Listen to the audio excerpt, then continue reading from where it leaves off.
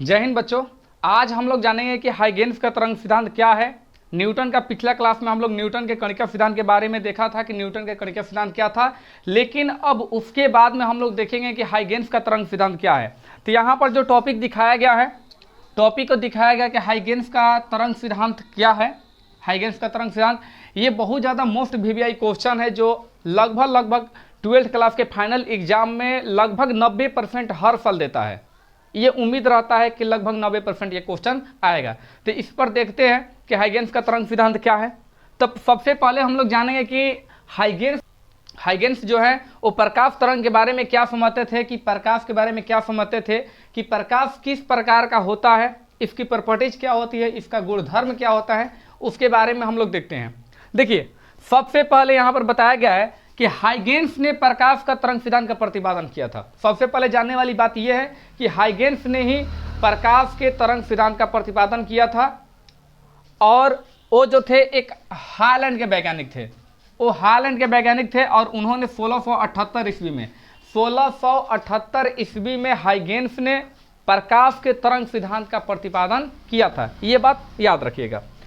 अब हम लोग चलते हैं कि हाइगेन्स के तरंग सिद्धांत के अनुसार व्याख्या किस प्रकार का है। हाइगेन्स के तरंग सिद्धांत के अनुसार उनकी व्याख्या किस प्रकार की है उसके बारे में देखते हैं।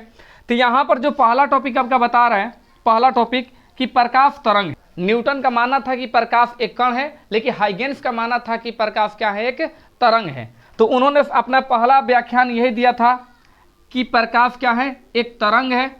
और दूसरी बात ये बताए थे कि प्रकाश एक अनुदैर्ध्य तरंग है। उनका मानना था हाइगेन्स का मानना था कि प्रकाश जो होता है एक अनुदैर्ध्य तरंग है। जो तीसरी बात इसमें था हाइगेन्स के अनुसार कि अनुदैर्ध्य तरंग की गति के लिए एक माध्यम की आवश्यकता होती है। चूंकि हाइगेन्स मानते थे कि प्रकाश क्या है, एक तरंग है, और तरंग की गति करने के लिए हमें एक माध्यम की आवश्यकता होती है, क्योंकि उस समय तक 1678 ईस्वी तक वैज्ञानिक ये समझते थे कि कोई भी तरंग है उसे गति करने के लिए एक माध्यम की आवश्यकता होती है। लेकिन उनको नहीं पता था ये बात कि फ्यूचर में कुछ और होने वाला है, यानी कि हमारे ब्रह्मांड में कुछ ऐसी भी तरंगे हैं जिनको गति करने के लिए किसी प्रकार की माध्यम की आवश्यकता नहीं होती है। चूंकि आज हम लोग ये जानते हैं कि वो तरंग विद्युत चुंबकीय तरंग होता है, इलेक्ट्रोमैग्नेटिक वेव होता है, लेकिन उस टाइम पर हाइगेन्स और न्यूटन जैसे महान वैज्ञानिकों को ये बात पता नहीं था कि अनुदैर्ध्य तरंग के अलावा कोई और भी तरंग हमारे ब्रह्मांड में मौजूद है। खैर, आगे हम लोग बढ़ते हैं। जो तीसरा आपका पॉइंट था ये बता रहा था कि अनुदैर्ध्य तरंग की गति के लिए एक माध्यम की आवश्यकता होती है। एक माध्यम की आवश्यकता होती है क्योंकि ध्वनि उस टाइम पर एक तरंग था, अनुदैर्ध्य तरंग, और उसे गति करने के लिए माध्यम की आवश्यकता होता है। तो इसीलिए हाइगेन्स भी ये मानते थे कि जो प्रकाश है उसे भी गति करने के लिए एक माध्यम की आवश्यकता होगी, और उस माध्यम को उन्होंने ईथर कहा। यहाँ पर बताया भी गया है कि अनुदैर्ध्य तरंग की गति के लिए एक माध्यम की आवश्यकता होगी जिसे ईथर कहा गया। उस माध्यम को क्या कहा गया, ईथर कहा गया। फिर उसके बाद में अब उन्होंने ये बताया ईथर के बारे में कि ईथर की प्रॉपर्टीज क्या होती है, ईथर का गुणधर्म क्या होता है। तो ईथर जो माध्यम है, ईथर वो अत्यंत ही कम घनत्व वाला माध्यम है। इतना कम घनत्व वाला है कि इसके बारे में हम लोग कल्पना भी नहीं कर सकते कि उसका घनत्व कितना है। मतलब लगभग ना के बराबर ये मान लिया जाए कि उसका घनत्व है ही नहीं, साफ है, इतना कम है। यानी कि आप देखिए, ये जो हम लोग का स्पेस है, ये स्पेस है, इस दीवार से और इस दीवार के बीच की जो दूरी होती है, इनमें कुछ भी नहीं है, लेकिन ईथर माध्यम मौजूद है। यदि इसमें हम लोग हाथ को इस तरीके से चलाएं, इस तरीके से हाथ पैर को चलाएं, तो इसमें हम लोग को थोड़ा सा भी विरोधाभास का आभास नहीं होगा, क्योंकि इसका घनत्व इतना कम है ना। जिस माध्यम का घनत्व अधिक होगा वो अपने माध्यम में किसी भी प्रकार के परिवर्तन का हमेशा विरोध करेगा।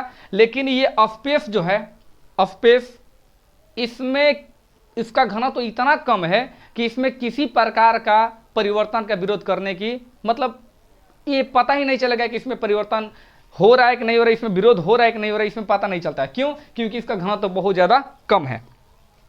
अब जो अगली जो बात है, पांचवा जो पॉइंट है आपका, वो बताता है कि तरंग की उत्पत्ति के लिए जो तरंग की उत्पत्ति है वो माध्यम के कणों के कंपन के कारण होता है। इसका मतलब क्या है कि हाइगेन्स मानते थे कि जो ये तरंगे हैं, अनुदैर्घ्य तरंगे, ये उत्पन्न क्यों होता है? तो जो प्रकाश होता है, प्रकाश जब किसी माध्यम में गति करता है तो गति करने के बाद वो अपने माध्यम के जो कण होते हैं, माध्यम के कण होते हैं, उसको ये हीट करता है, इस कण को वो हीट करता है और हीट करने के बाद में इस कण को वो एनर्जी प्रदान कर देता है। ये जो तरंगे हैं इस कण को एनर्जी प्रदान कर देता है, जिसकी वजह से ये तरंगे अपने अक्षों पर आगे पीछे होने लगती है। ये अपने अक्षों पर आगे पीछे इस तरीके से कभी इधर जाएगा तो कभी इधर आएगा, कभी इधर जाएगा तो कभी इधर आएगा, इस तरीके से गति करता है। लेकिन बाद के समय में ये पता चला कि ये जो प्रकाश तरंगे हैं वो एक अनुदैर्घ्य तरंगे ना हो करके बल्कि अनुप्रस्थ तरंगे हैं। और अनुप्रस्थ तरंग की जो गति होती है, कणों की जो गति होती है, वो ऊपर और नीचे, यानी कि संचरण की, तरंग संचरण के लंबवत उसका गति होता है। यदि गति इस साइड में है, यदि इस साइड में जा रहा है तो उनके जो माध्यम के कण होंगे इस तरीके से ऊपर नीचे ये कूदते रहते हैं। और जो ध्वनि तरंग के जो कण होते हैं वो यदि इस तरफ से ध्वनि जा रहा है ना तो आगे पीछे इस तरीके से वो करते हैं ध्वनि के कण। अब यहाँ पर ये सब इनके बारे में बता दिए थे हाइगेन्स ने। फिर उसके बाद में अब यहाँ पर आता है कि हाइगेन्स के तरंग सिद्धांत को मानते हुए हम लोग किन किन घटनाओं के बारे में एक्सप्लेन कर सकते हैं। यहाँ पर जो पहला घटना है वो है प्रकाश का परिवर्तन। प्रकाश का परिवर्तन है, यानी कि न्यूटन का जो कणिका सिद्धांत था वो भी प्रकाश के परिवर्तन के बारे में काफ़ी अच्छा सा व्याख्या करता था कि प्रकाश का परिवर्तन किस प्रकार से होता है।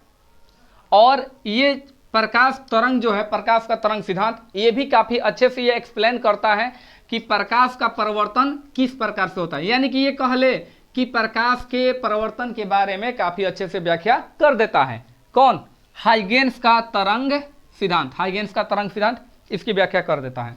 दूसरी जो पॉइंट है वो प्रकाश का अपवर्तन से संबंधित है, यानी कि हाइगेन्स के तरंग सिद्धांत को, हाइगेन्स के जो तरंग सिद्धांत है यानी कि प्रकाश को तरंग मानकर प्रकाश का अपवर्तन की हम लोग व्याख्या कर सकते हैं। लेकिन यहाँ पर बात क्या है कि यहाँ पर जो न्यूटन माने थे कि म्यू बराबर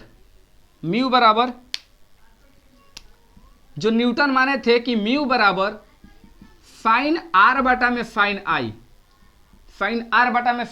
लेकिन यहाँ पर ठीक इसका उल्टा हो जाता है, यानी कि साइन आई बटा में साइन आर, यही वास्तविक है, यही सत्य है कि म्यू बराबर अपवर्तनांक बराबर होता है कि साइन आई बटा में साइन आर। और इसे ही हम लोग स्नेल के नियम के नाम से जानते हैं, स्नेल के नियम के नाम से इसे हम लोग जानते हैं।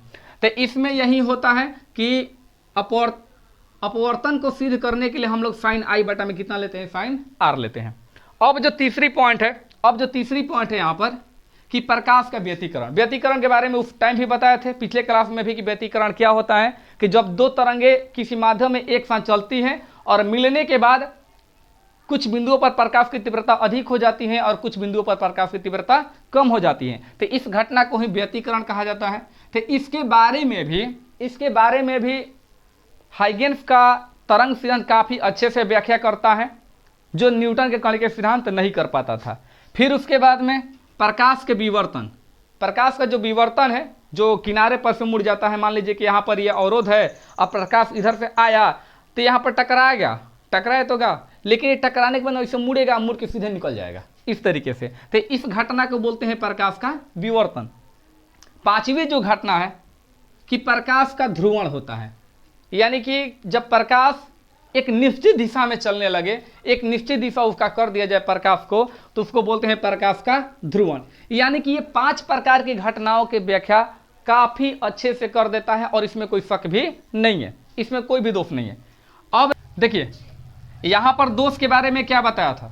कुछ वैज्ञानिकों ने कुछ प्रकाश से संबंधित ऐसी घटनाओं का खोज किया जो हाइगेन्स के तरंग सिद्धांत पर खड़ा नहीं उतरता था, यानी कि उस घटना का एक्सप्लेन ना ही न्यूटन के कणिका सिद्धांत करता था और ना ही हाइगेन्स के तरंग सिद्धांत। वो कौन सी थी?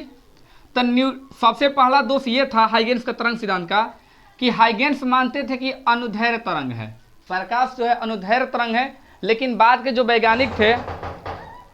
वैज्ञानिक थे उन्होंने ये प्रूफ कर दिया कि प्रकाश जो है वो अनुदैर्घ्य तरंग नहीं है, अनुदैर्घ्य तरंग नहीं है बल्कि अनुप्रस्थ तरंगे हैं।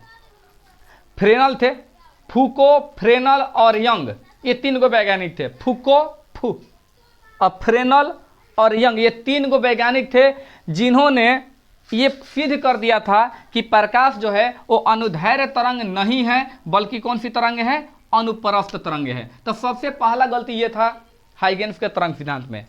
और दूसरी दोष क्या निकल कर सामने आया कि प्रकाश विद्युत प्रभाव की व्याख्या। हाँ, ये घटना क्या था, इस घटना के बारे में थोड़ा देखते हैं हम लोग।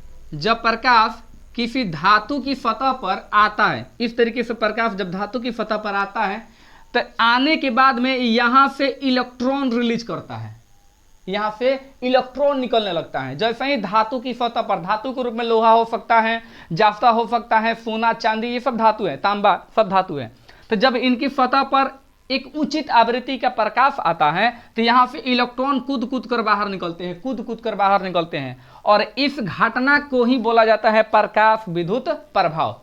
लेकिन इस घटना का एक्सप्लेन ना ही न्यूटन के कणिका सिद्धांत कर पाया और ना ही हाइगेन्स के तरंग सिद्धांत। अब इन्हीं दोषों के कारण जो हाइगेन्स का तरंग सिद्धांत था इसको भी आने वाले दिनों में काट दिया गया। और ये पूर्ण रूप से कटा नहीं है, ये कुछ घटनाओं का सही एक्सप्लेन करता है और कुछ घटनाओं का सही एक्सप्लेन नहीं करता है। तो प्रकाश विद्युत प्रभाव की व्याख्या आइंस्टाइन ने किया था। जब न्यूटन के कणिका सिद्धांत भी इस प्रभाव पर काम नहीं किया, मतलब उसके बारे में एक्सप्लेन नहीं कर पाए, और हाइगेन्स के तरंग सिद्धांत भी इस घटना का एक्सप्लेन नहीं कर पाया, तब जाके आइंस्टीन सामने आए और उन्होंने प्रकाश विद्युत प्रभाव की व्याख्या काफ़ी अच्छे से किया। और इसीलिए इसकी व्याख्या करने के लिए ही उनको नोबेल प्राइज से सम्मानित किया गया। तो यही था हाइगेन्स के तरंग सिद्धांत। यदि वीडियो अच्छा लगा हो तो चैनल को सब्सक्राइब कर दीजिएगा और अपने दोस्तों के साथ शेयर कीजिए और बेल आइकन को दबाकर ऑल पर क्लिक कीजिए ताकि मैं जब भी कोई नई वीडियो अपलोड करूं तो उसका नोटिफिकेशन सबसे पहले आप तक पहुंचे। तो फिर मिलते हैं अगले वीडियो में, तब तक के लिए जय हिंद।